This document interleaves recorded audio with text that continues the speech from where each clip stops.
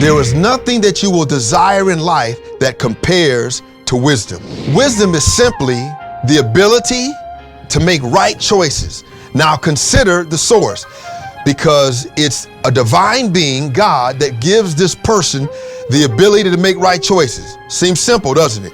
If it was so simple, then why don't people always just make the right choices? Why don't people just make the right choice in being in the right relationship, spending money, eating right, exercising, when to speak, when not to speak, okay? Control my temper, all right? So if it was that easy, why wouldn't people do it?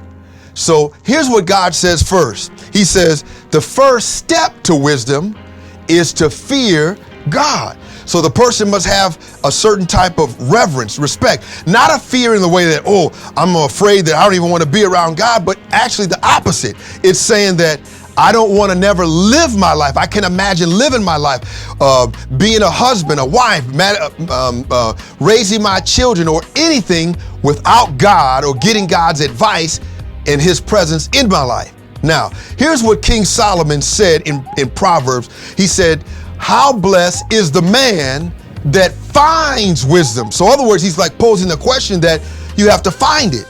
Then he escalated a little bit further and he said, and when he finds it, he gains understanding. Because when you receive wisdom, so God says he teaches this person how to be quiet. He teaches this person how to be strong in certain areas in life. That person is like gold. They become valuable. Like gold is refined. So the person as a Christian believer is being refined. So wherever that person goes, that person is valuable in a home, right?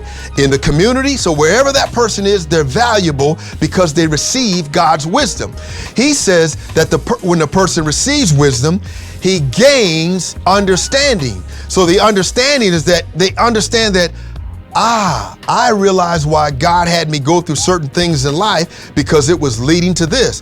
Because any person that receives wisdom from God, number one, will always bring glory, or can I say it this way, attention to God. And if it brings attention to God, that means that other people in life are going to be blessed. So when the person actually begins to operate in wisdom, the person isn't like a robot. Well, I'm doing this because I'm supposed to do it. But they understand that while they're doing it, it's actually making them to be more refined. It's better, and it's helping other people.